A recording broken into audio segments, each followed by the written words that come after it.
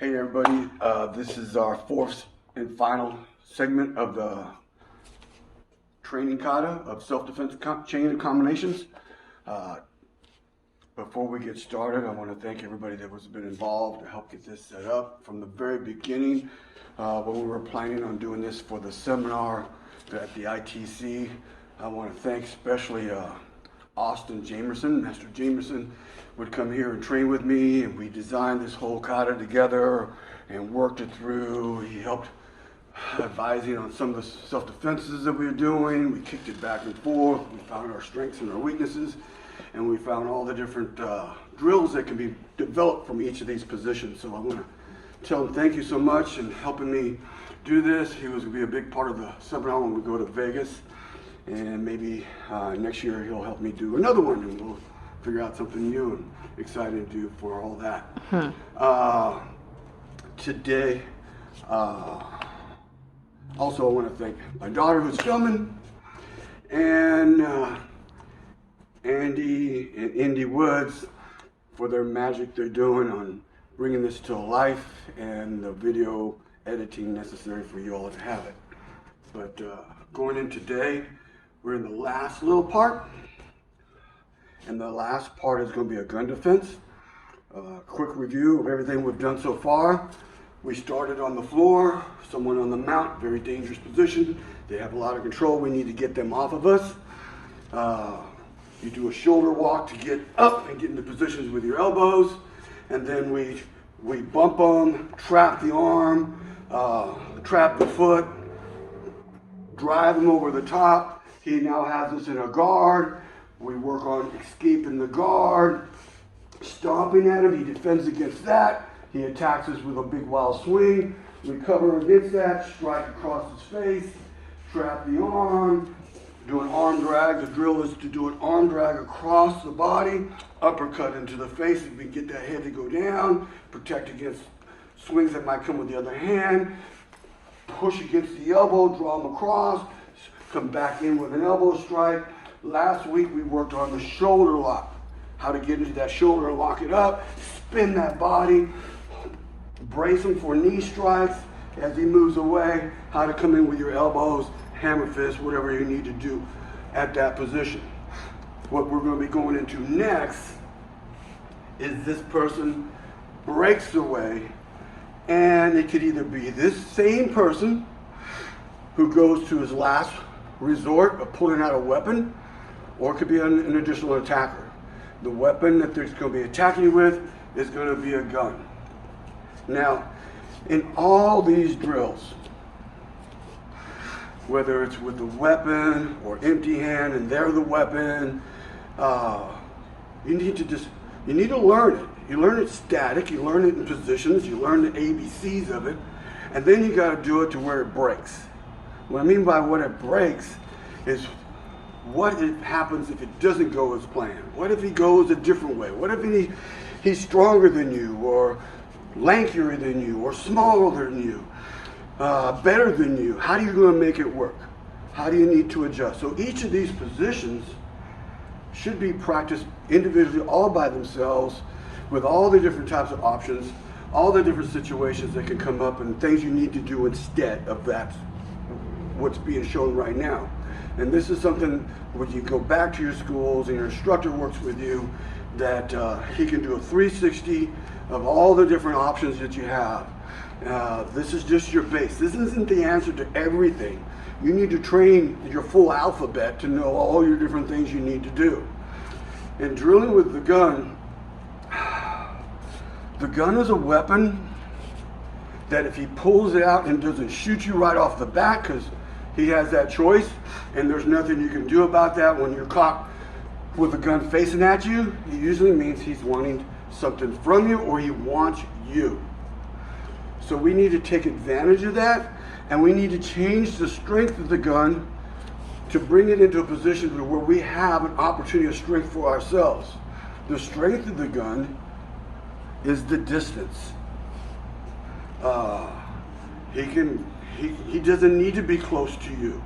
A smart gun person who knows how to use the gun will keep it back from you. He'll keep back from you. what we're hoping is that his ego and his attitude, his need to control over you, his need to intimidate you, that you can use that to make it come closer to you. If the gun is at a distance, we're at his mercy. We got to hope that we can get a little extra distance, become a hard moving target. But if it's in that mid-range where you don't have that, we need to make him come closer to us. That won't happen if we get strong, if we get aggressive, if we show we might know what to do. We get our stance up and we get our hands up and we're watching him.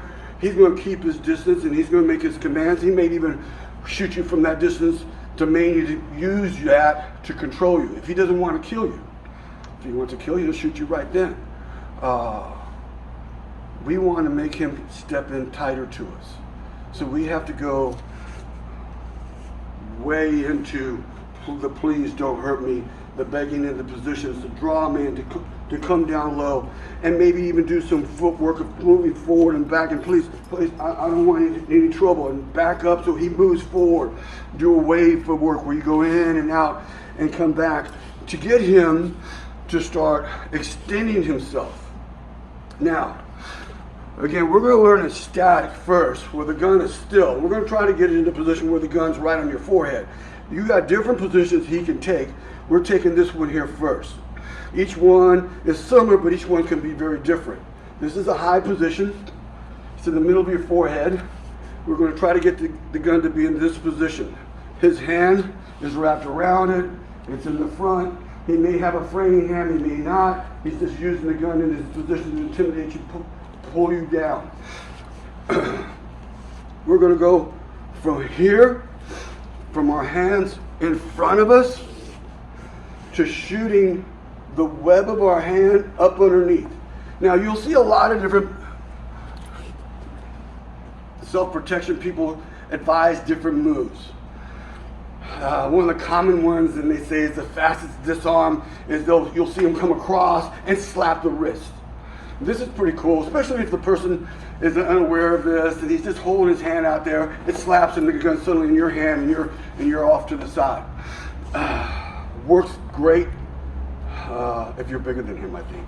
If he's big and strong, two things he's going to do. He's going to grip tight, you're going to hit an arm, he's going to sit there like a steel post, or he's going to jerk it back. And now you might have a gun, you're not going to have a wrist, and while it's being pulled back, the barrel's pointing back towards you, and you're in a lot of trouble. It's going to go off.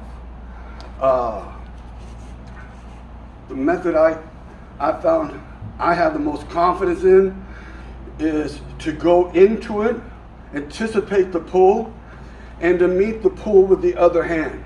What that means is I have one hand going for the barrel, and I'm going to drive it straight up. I'm going to try to get a claw hammer effect. A lot of these handguns have a little duck bill on them. This one has a pretty good size one. Others are not as big and prominent, but they usually have some sort of little duck bill sticking out. We're going to try to drive that into his hand through here, putting the pressure on that area between his thumb and fingers. To do that, we need to make this barrel go up. Also, we need the other hand. The other hand is going to go forward and it's going to catch it as it's coming back. You're going to catch the back of the wrist. You're going to catch through here. Thumb on the inside, fingers over the top. And you're going to catch here and stabilize this as it's going back and going forward. So it may be here. I'm going to catch it through here. I'm going to drive it over the top, and I'm going to crash inside. I need to move my head from being directly in front to being off to the side and going in. I'm not going to go way to the side because that gives him strength over my strength. His arms will be in a power position. Might be one hand, two. All right, he'll be here. You move to the side, his arms are going to be stronger when your arms are extended. I need to get my arms over the top and in tight. I need the gun to the side. I need to be in this position so my strength is moving in with him. As I move in with him, I'm going to drive this over the top. and I'm going to drive this barrel over the top and straight into his face. I'm going to try to ram it into his eyes, his nose, his mouth. I'm going to knock it into his teeth. Trapping, striking through, holding on, striking a second time, maybe going for a third time, and then ripping away if I can. If I rip away, I have the option of tucking it underneath my arms, having my hands up, being prepared for what he throws next. I don't know if I have if I have a weapon, I would go to mine. If I don't, I don't know if this is a good gun to use. You'll find out by how he acts.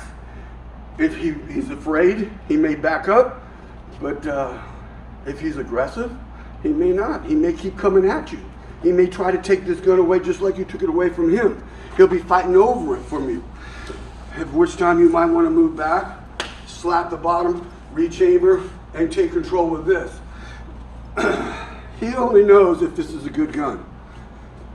If he keeps charging while you're loaded, you be prepared to use it either as a blunt weapon or to fire. It may not fire, so you be ready to use it as a blunt weapon to strike him with and continue fighting. Now you have at least something to hit with, harder than your hands. I wouldn't always count on his weapon being the final weapon. So, again, the movement is here, hands here, down low and up, you low, hands high. Please don't show me. Please don't. Please, I'll do anything. I have money in my pocket. Get him to thinking for a moment. Ask him questions. Talk to him. Make him say something. There's two things you can count on. Your mind can't be in two places at one time. If you get him to answer and talk to you, even if it's to tell you to shut up, that's when you go. Because you can't be thinking words and thinking actions at the same time. The second point brings us to the next level of the self-defense. The next level is to always think that he is in action. He is in movement. He is being present with you. He's using his body, his words, his language, and his weapon for power and intimidation. What that means is the gun may not be static. It may not be sitting here on your forehead where you can shoot up and grab. It may be part of his body English. It may be part of his movement. He may be coming in. He may be coming out. He may be framing with one hand and using this. He may try to hit you with this weapon first, which time you might have to cover and take a shot and be ready. What you have to know is when to go for it. The time to go for it sometimes is not when it's sitting still. If he's a person of action and moving back and forth, when it's sitting still, he now has one great advantage. The moment you move, he can pull. He can pull, and you're now having to jump really deep and over to the side, and you may not get it at all. The time to do it is when he's going forward, because he can't come back. He's going in. All right? What was taught to us is you can't go two different directions at one time. You're either going to be going forward or you're going to be going back. If you're static, you got the back. If you're going forward, you're going forward. That's when you need to catch it. So in the first step, learn to get out of the way, strike it, and use it. And the second step is learn to be more active. Where the gun is part of the intimidation of the whole body, not just the gun in itself. Part of the language, part of the talking, part of the moving around, part of the action of going in, part of the intimidation, and then striking and breaking it loose. The kata portion of this is where it looks like you just finished doing the elbow. In the kata, we're going to come back to here and do this. This is the part that a lot of you guys that are green belts and above know from a kata named Odan. When I saw the self-defense, I immediately thought of that hand combination that's right there. We're going to take this part of that kata and make it this part in the self-defense. Instead of here, it's going to be here. But the part that you shoot up when you do this is going to be this. The part that your hands do this is going to be the part where you catch the wrist and you flip forward. Just like you would do this in spear hand and center punch, you're going to be here, taking the gun, grabbing the wrist, driving the gun into his face, and that would be like the spear hand going in. The gun going forward into the face is just like your spear hand going forward into the throat. You would take that and drive into his face, you grab and strike again and follow through with a punch. And then move away, take your action as needed. Either here, be prepared to fight with a hand tucked under, the gun tucked away, or slap the bottom reach chamber and take your chances of it being a loaded gun effective for defending yourself. In the kata combination, again, we would be from in this position, come back, knee strike, elbow, up, spin, into the punch. In the self-defense, with your partner, starting from here, shooting up, catching, driving in, driving forward, striking twice, and then follow through with an additional punch. If necessary, then move it away. That completes the whole kata. To put it all together, you would be on the floor, starting the kata on your back. Person's in the mount. You would do your shoulder walk to get your elbows into position. You get your bump here to shoot this, to catch here, trapping, pushing over into the guard, controlling, shooting your leg back out, breaking loose, stomping down. He defends. He comes at you with a big swing. You're covering, striking, trapping, arm dragging, uppercut punching from the inside. Dragging the arm, pushing, and then dragging it around to an elbow strike, into a shoulder lock, move it in, pulling it around. Knee strike, grabbing, elbow strike. Move it away. Please don't hurt me. Coming around, grabbing, striking, and moving away.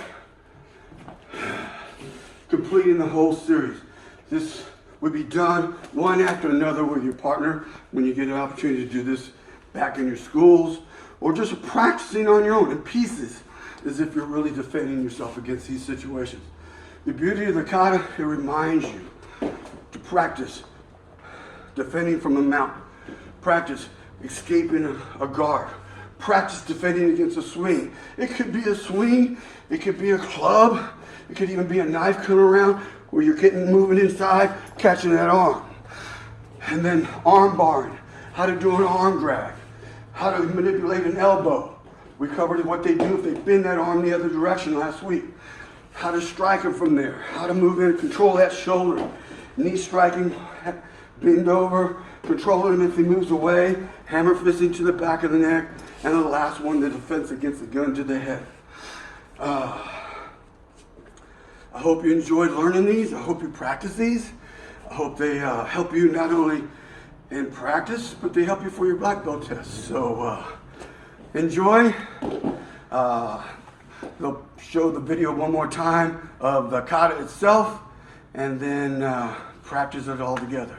Have a good week, and hope to see you soon. Thank you.